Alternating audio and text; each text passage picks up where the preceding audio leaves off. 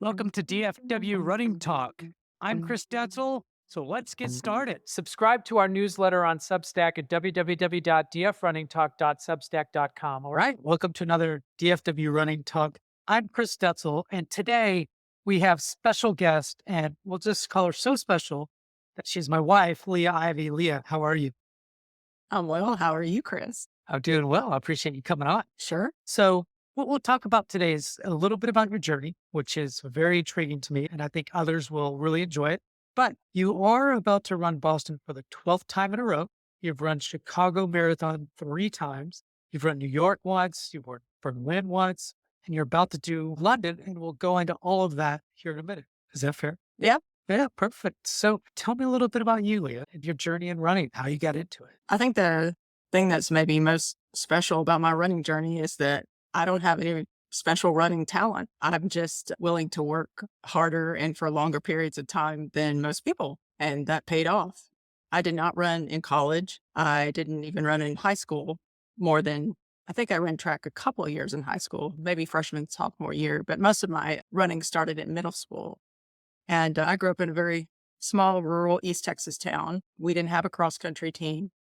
I ran, I think, the 800 and the 1200 distances that I really don't have any business running, but I surely couldn't. Maybe one of the best parts about going to a very small rural school is that they're like, we need an 800 runner, and guess what? You're it. So that kind of started my running. I think the longest that we ever ran was 2 miles, and that was considered just really long. Like, who would run 8 laps around the track? So that was nothing that I ever really conceived of. But when I went to college is probably when I started actually running as we know it today. And even then, that was back in the early 90s. I was probably wearing a pair of sneakers from Walmart, honestly, because that's just where I bought my shoes at that period of time. I didn't have any money, and I was just running for stress relief because I was a really demanding college major and never kept track of mileage. I would just go out and run for an hour. I don't know, maybe two at the most. But I could see even then that it really paid off in terms of the way it transformed my body and just made me feel stronger and really got rid of the stress.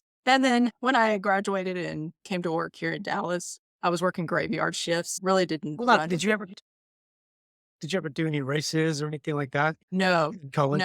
no, I take that back. When I was in my nursing program, there were a couple of men in the program. I call them men because I was like 19, and at that time they were in their late 30s, early 40s. They were changing careers in the into nursing. And a couple of those men had run marathons before, and they were talking about how they were out running and training. And so I told them I run some, but I would never leave the campus because back then it was just not really safe, and that would have been too long for me. So they invited me to come on a couple of those runs with them. I think maybe at the most we would have run 8 to 10 miles. I really honestly don't know.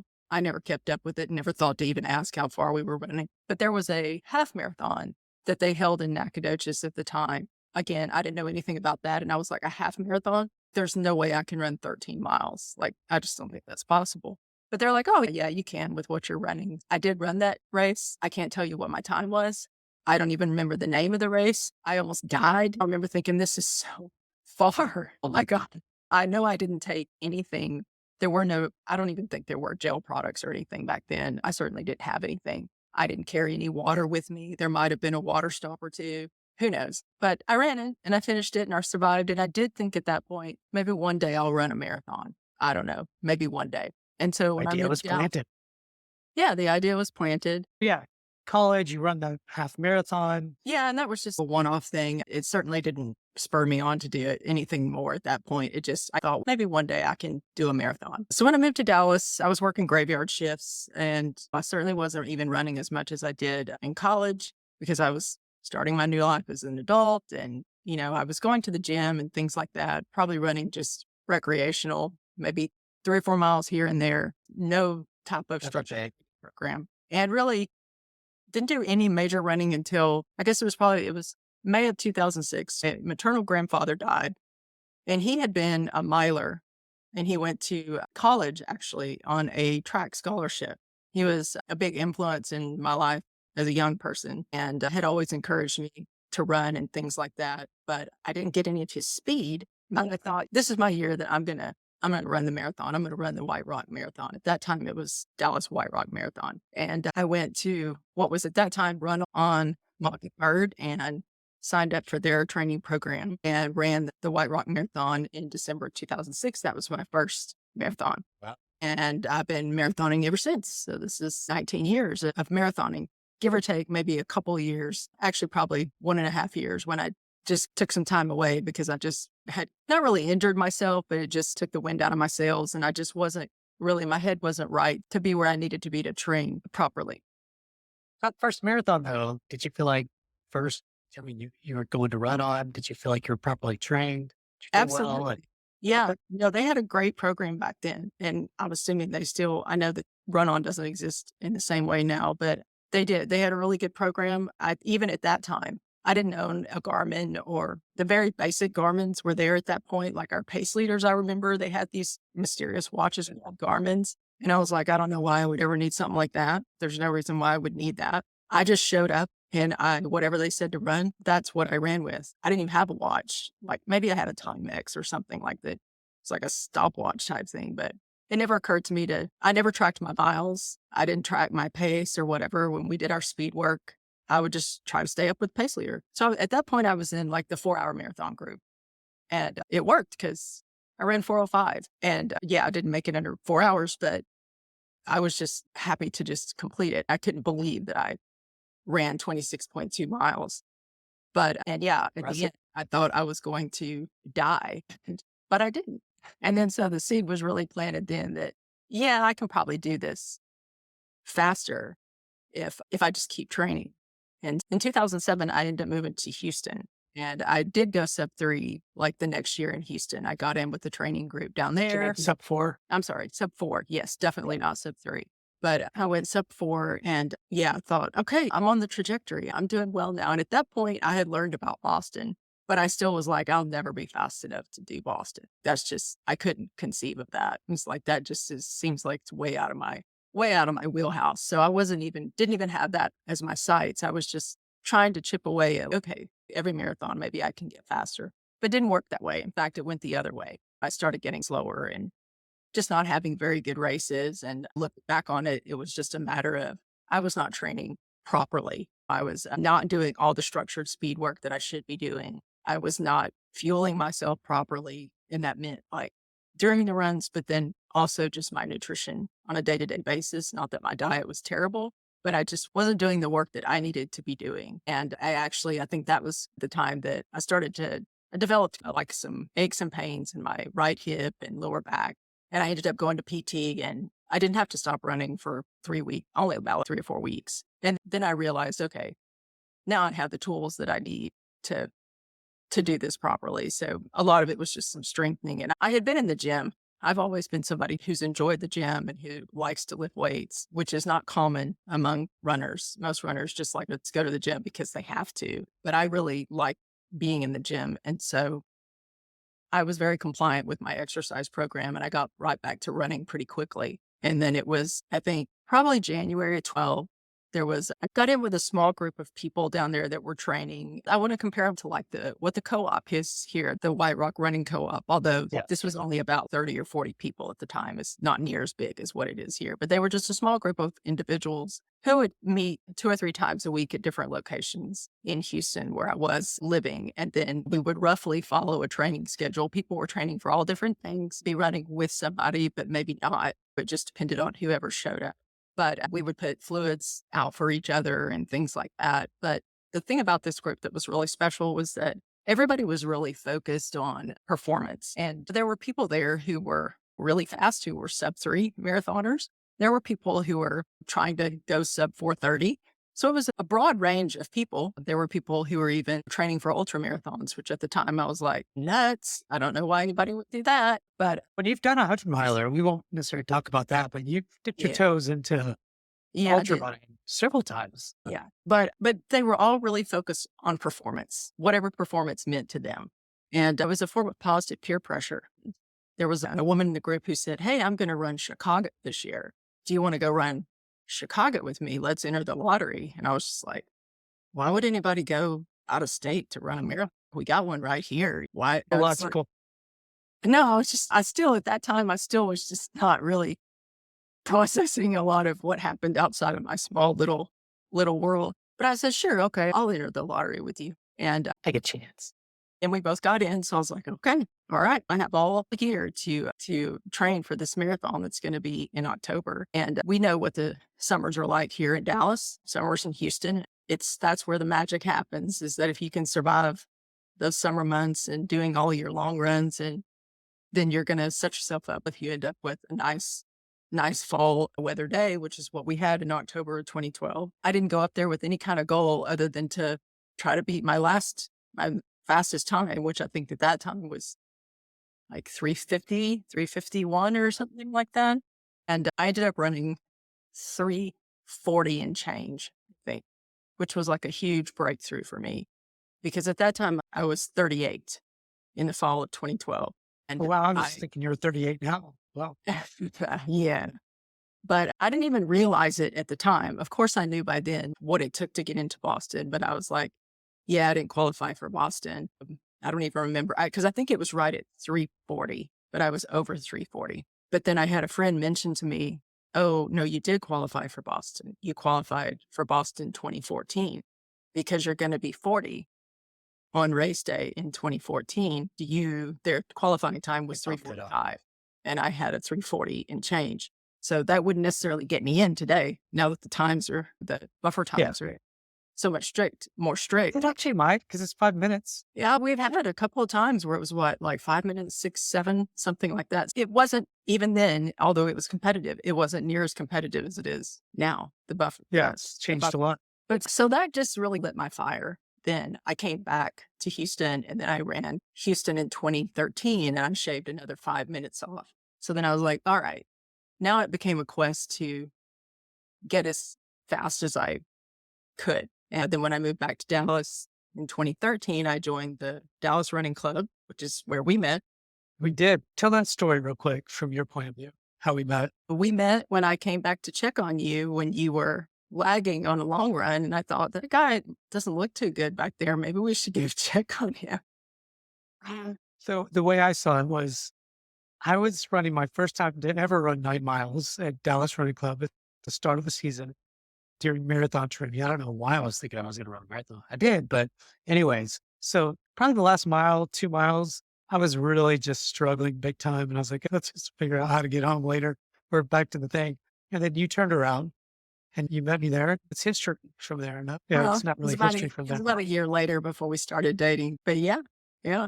But I trained with DRC for a couple seasons and brought my time down another 5 minutes. I was like, I broke the 330 barrier. And then it was in 2016. So my first Boston was in 2014, had a disastrous race. It was really tough for me. It was in the med tent, but I was like, I'm going to finish this no matter what, because I want that medal. I was like, if you quit, you're not going to get that medal and you may never come back here again. And so I finished it. And then at that point, I was like, okay, I've got to change some things. One of them being my fueling situation, because again, I was still hardly fueling during races. I was taking as little as I possibly could in terms of fluids. That's the right thing for a marathon, is it?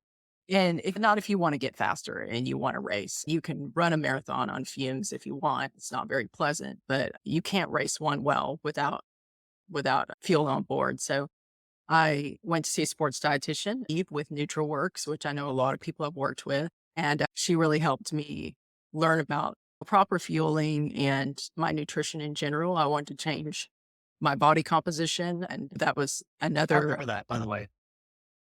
Yeah, yeah. It was really eye-opening because you think you're doing things correctly or you think you're not eating as much as you are and you need to learn to put the proper foods together. And I guess but nutrition is very individual. And that's why I recommend to everybody that they see a licensed registered sports dietitian for assistance if they have any problems with their weight management or racing, Right. fueling.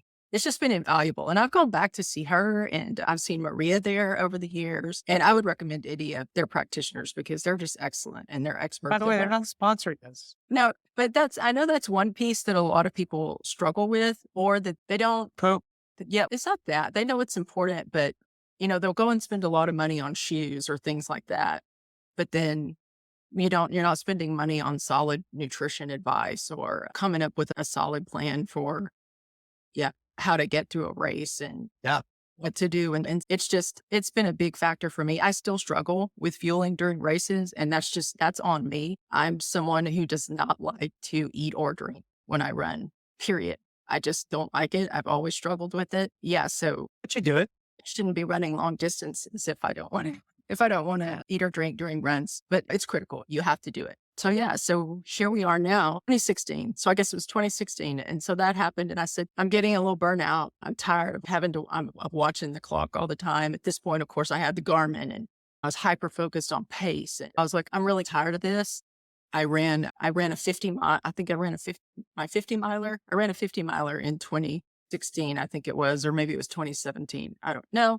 It was 2016. And I trained Well, myself. let's back up because I want people to know this is that before we started truly dating, we went on a trip and I got you into trail running That is over true. at, because Yes. True. You we didn't. signed up for, I guess, that 18 miler or It was 30K like a or something. 30K. Yeah. Some bullshit. And you finished it and I did not. So, anyways, that's where you got into trail running. And then it eventually ended up that, hey, well, you wanted to kind of think about ultra running.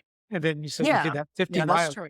And so I trained and ran the Rocky 50 miler. And I think that wasn't 2016. So February 2016. And it was at that point that I thought, okay, now I've done a 50 miler. Now the next thing I need to do is I need to do this 100 miler because at that point we had been introduced to the trail running community and all these people in there were doing 100 milers. It's like the gateway drug. You run a 5K, you run a 10K, you run a half, you run a marathon, or you go from couch to marathon, whatever. It's By the just, way, I never got on that drug. yeah, but I thought I'm going to need a coach for this because I know how to train for a marathon. I know the mileage that it takes for that. I know I shouldn't be doing 4 times that to run a 100 miler. There's no way I won't survive that. And I'm too type A. I knew I was at risk of overtraining. So I hired a coach and I went with Liza Howard with Charmin Ultra.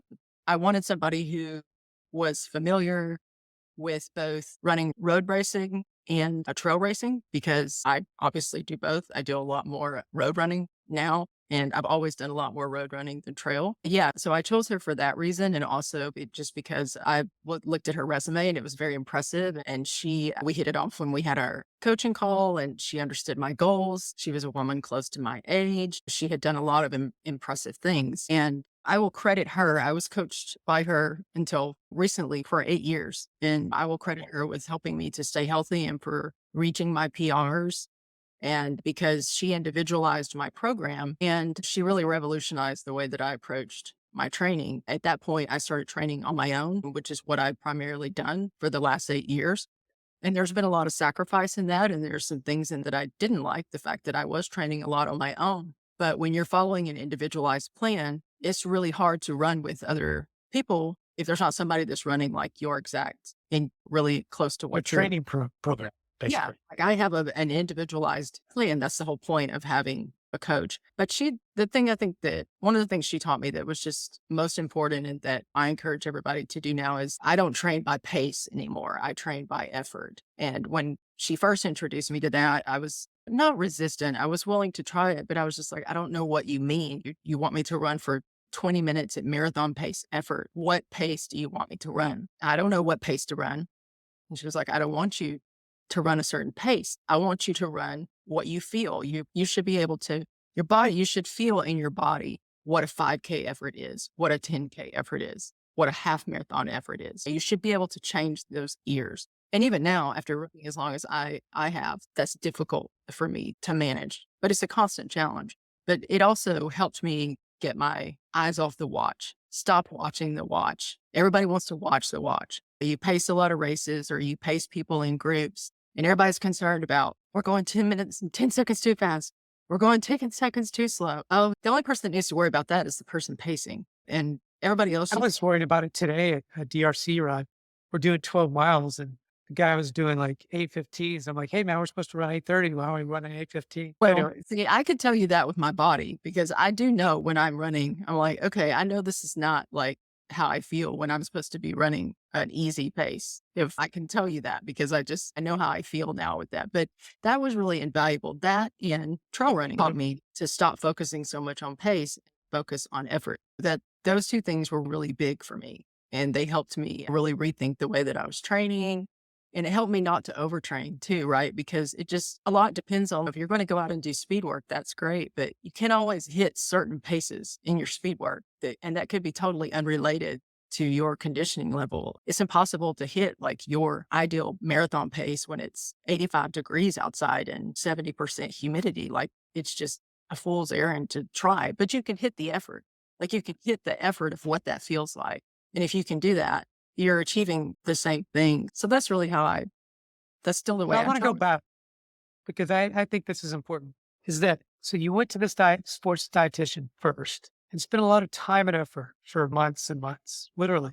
I remember you weighing different things, doing all these things to make sure Yeah, I that was you're eating the right things. measuring things. And it made a big change. Like that, it was obvious even in your body. Like you looked great before, but like just the way your body started to kind of change. So that was one. And then two is you hired a coach like several months later. I don't know if it was like a year later or 8 months later. I don't remember. But what I do know though is from there, you started seeing substantial gains in your marathon times and your training. Yeah, right. So Yeah. let's then go back to you've done the marathon, or maybe move forward to when you went to Dallas. I remember the picture still when you PR. Yeah. Yeah. So that was December of 2018. Yeah.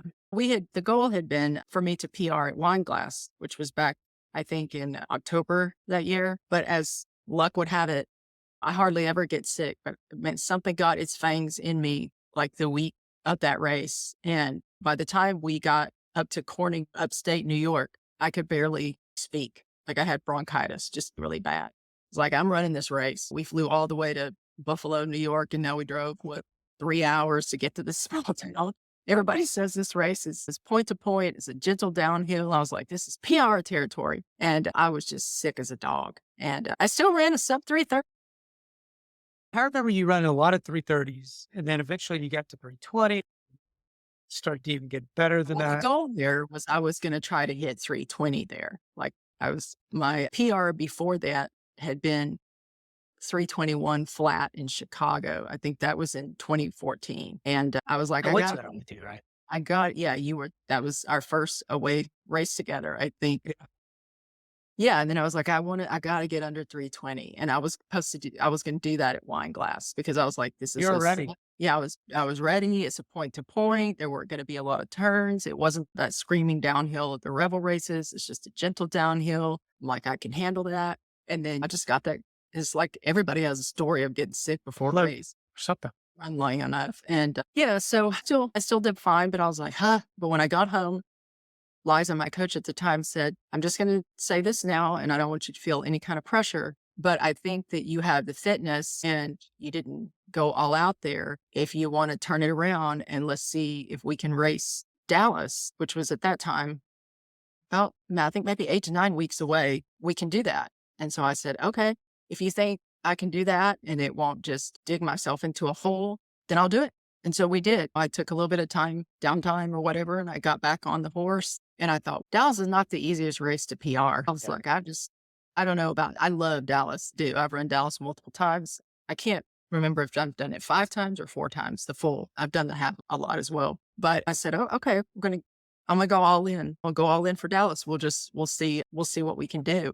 And I remember that day we got the best weather. We just got blessed. I was chilly It was like, because I was a spectator that day. like 39 degrees at the start, and it was sunny.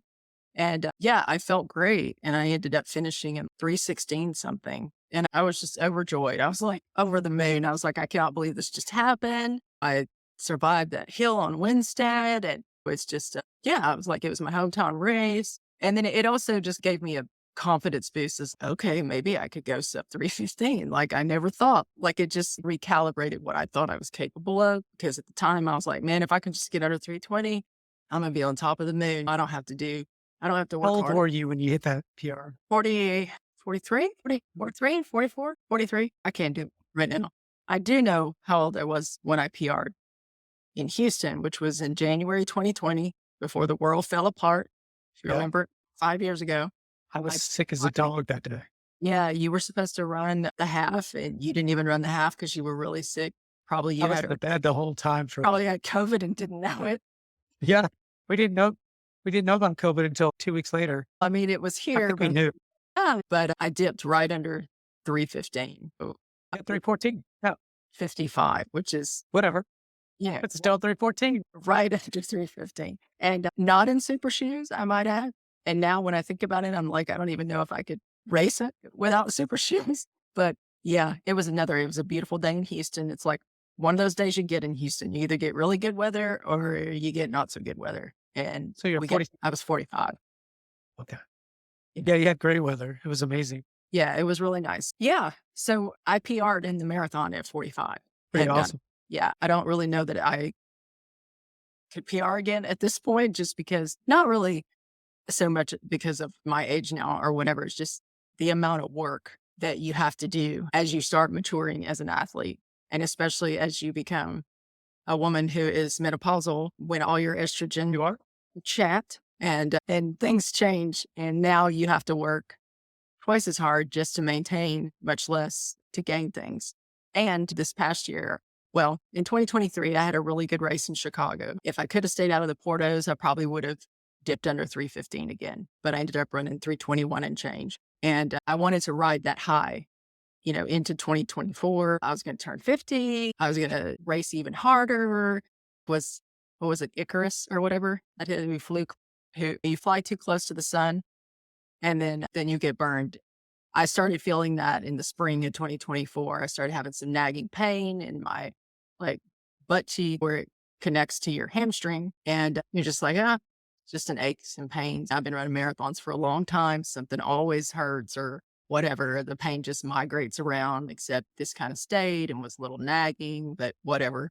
I was having some foot pain in my left foot. So the opposite foot in the ball of my foot. And I was even having some swelling with that. And I just was like, yeah, I don't know what it is. I ran through it. I got through Boston, all this and that. And then I was like, okay, for the summertime, I'm going to really focus on speed. And that's when my hamstring really balked. And I started to feel some sharp pain there whenever I would try to accelerate.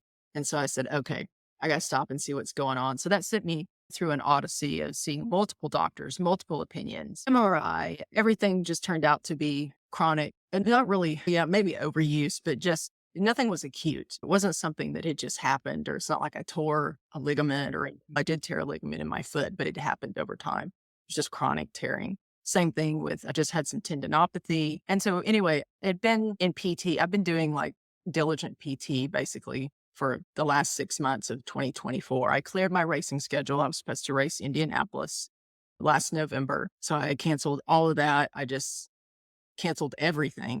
I really probably should have stopped running in June, July, but we had that trip planned in September where we were going to the Alps and we were going to be doing a lot of running, and I needed to be in good enough shape. Yeah, hiking and running. And so I could run slow, and I say slow. We're going to cancel that trip. So, We were not canceling that trip. I was like, trip.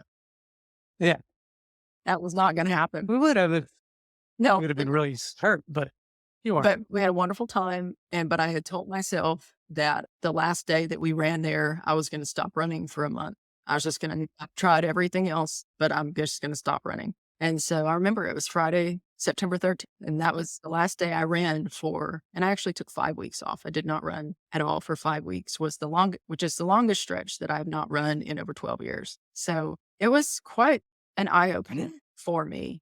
But you know what? The sky didn't fall. Nothing terrible happened.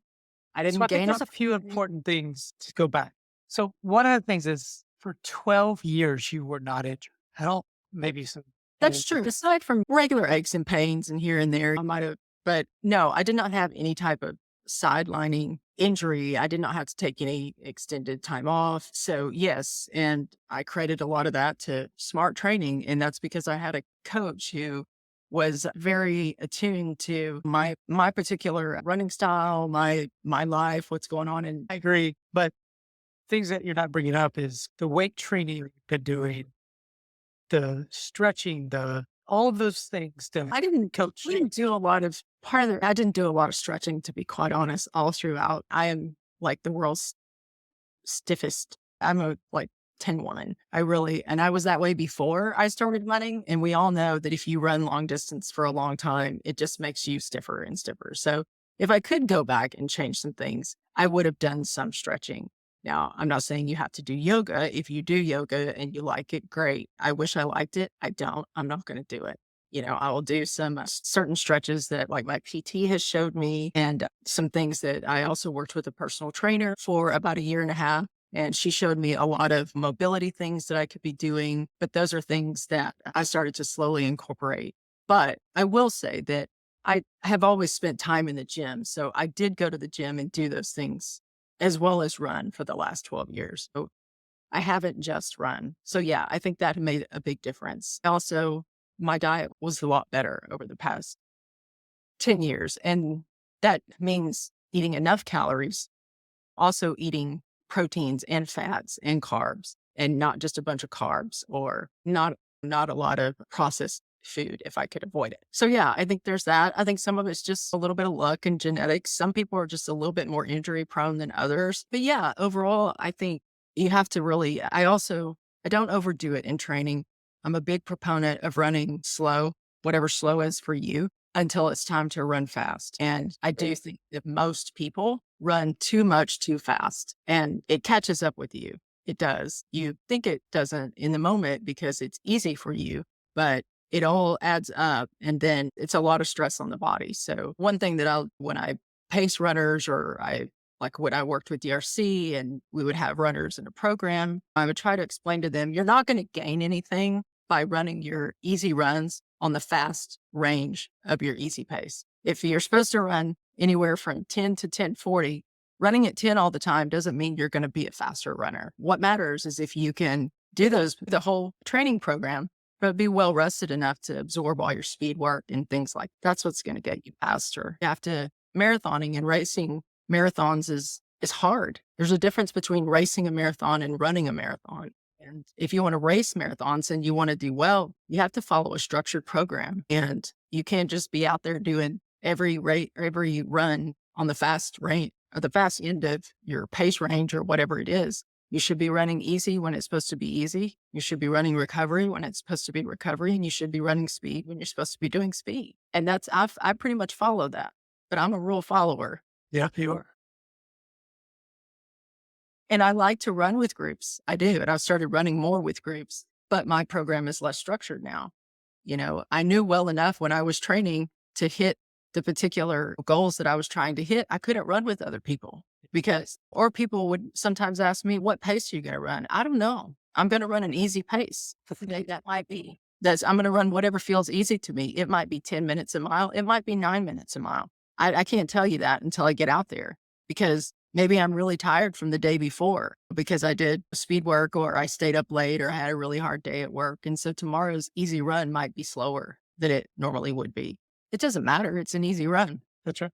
So I The think other thing that somebody told me once, not so long ago, was that Jose said, look, I've been doing this for 20 something years. What I care now about is longevity in the sport. yeah. And he does run fast. He still runs under 6-minute miles when he does fast Very fast. marathons. So he's really fast.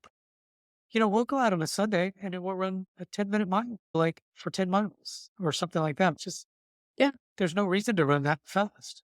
Yeah. And some people can tolerate running on the faster end of their EC. I'm not saying that's a wrong thing to do. I'm just saying if you're finding yourself getting injured or dealing with aches and pains or things like that, or wondering why you're not getting faster, it's probably not, you might want to just consider that.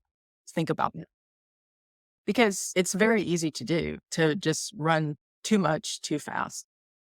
So as we look at for 6 months, somewhat recent, actually really recent, going to hurt once they get out of running. Instead of running, you actually did do a lot of more heavier weights and you did a lot of weight stuff, but then you're back into running again. So that's good because now you have Boston and then London. Talk about how that's been going and what you're thinking long-term now, or at least this year. I don't have any goals for Boston, certainly not London, being 6 days after Boston, but I don't have any goals for Boston other than to just enjoy and celebrate the race. That's usually my goal in Boston because I consider it a victory lap.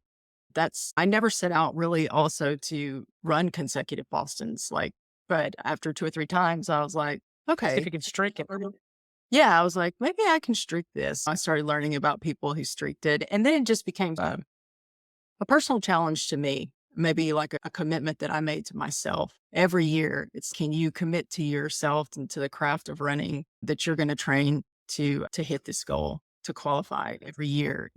Because for us running amateurs, it's like our Olympics, and it's a magical experience. I can't words. Every time I go, I get just as excited about it when I get there as the first time. The magic doesn't fade. And when you round that last corner and you see the finish line, it's just a celebration. When you run for a long time and you've been there like doing this for a decade or more, and you're like, wow, I've been able to do this for a long time now. It's just been a personal goal of mine. So at this point, I don't know if I will, because I always race a fall marathon in part so that I would have a qualifier in hand for the next Boston. And then I would not need to worry about requalifying at Boston, because has been a more technically challenging race for me, even though I've run it many times and excuse me, understand the course. But so if I don't qualify this time at Boston, I do not have a qualifying marathon to sign up for the next Boston. And I'm going to let the chips fall where they may. If I qualify, then I will decide in September if I'm going to run it again, You'll do it again if you which qualify. I probably will, because the FOMO is really strong. If I don't qualify, then that's where we are. All that to say that it has been really challenging getting back into running the longer distances. For me, it's something actually for the last I think I trained so hard leading up to Chicago in 2023. I really didn't realize that I was on the point of burnout again. And I should have taken a step back and said, no, let's chill out for the spring. And hindsight is 2020.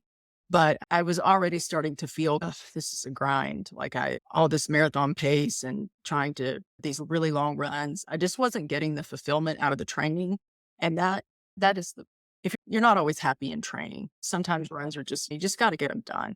And that's just the way it is. But if you're not really enjoying running longer distance in the training, then it's time to think about other things. And so that's where I am now, especially with the injury. In a way, was a blessing, because it made me realize that I can, in fact, stop running for 5 weeks and the world does not end. 5 years ago, I would have maybe felt a lot differently about because I was really, and we all go through that. Some people over-identify with their work and, over-identify with maybe a parenting role or something. And I was over-identifying with myself as a runner, and I run marathons and that's what I do. And if I can't run marathons, oh my gosh, what's going to happen? And that was actually my thought process as I was in the beginning stages of getting these injuries addressed was, what am I going to do now? I opened my eyes up to the fact that there's so many other things you can do, and maybe focusing on something like shorter distances, which is something I never really allowed myself to even think about, because I was always so hyper focused on the long stuff that, the idea of can I run a faster 5K? Can we PR a 5K now? Like, I've never trained for 5Ks. Are you bringing me into this? You said we. Huh? Are you bringing me into this? Because you said we. Sure, we can race a 5K. I mean, that'd be really hard for me to beat you in a 5K, but You've done it. I can run fast enough to make you nervous. So that's always the goal. Yeah, so that's where we are now. I'm looking forward to having a good race in Boston. I've been doing the work. My body's been able to tolerate the longer distances. It's just been harder for me, I think, mentally to do them, just because I'm not into the training as much as I would have been. Of course, I don't have any type of performance goal. I just would like to run and enjoy the race. We'll just have to see what happens. Now, London is just party pace the whole way. It's just going to be walk, jog. Seriously, like, the last thing I want to do is re-injure myself or hurt myself after I have come all this way. And I would never advise somebody to run 2 marathons 6 days apart. I just would not. But people do You're doing it. because I was trying to get my 6 stars. And even at this point, I am undecided as to whether I'm going to complete that journey and go to Tokyo. They have added a 7-star now, Sydney, which, is great. But I've spent 10 years trying to get my 6 stars. I had to buy my way into London. I'll have to buy my way into Tokyo if I want that. And just after listening to some experiences at the most recent Tokyo, I don't know if I want to do that.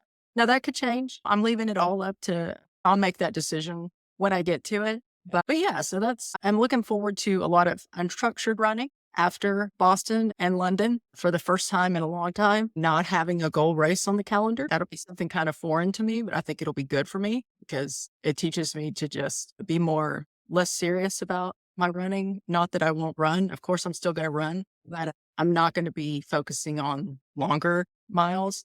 I want to focus more on, if anything, it'll be some shorter distance racing. I know we have signed up for the Houston Half next January. We both love that race. In fact, my PR there, yeah, I think my PR is there in the Houston Half. 131 or something? No, my PR is 133 something, I think. Yeah. Yeah. So I think I can probably focus, if I want to focus on a big goal, I think that may be the goal, is to try to really race that, because that's an excellent half. Half marathons are way more fun. Yeah. And the training doesn't take over your life the way that a marathon does. But I would really like to maybe focus on that as a long-term distance goal, and then maybe just focus on the shorter stuff for a while. Not to say that I'm giving up completely on marathons, but maybe stepping away from those for a while.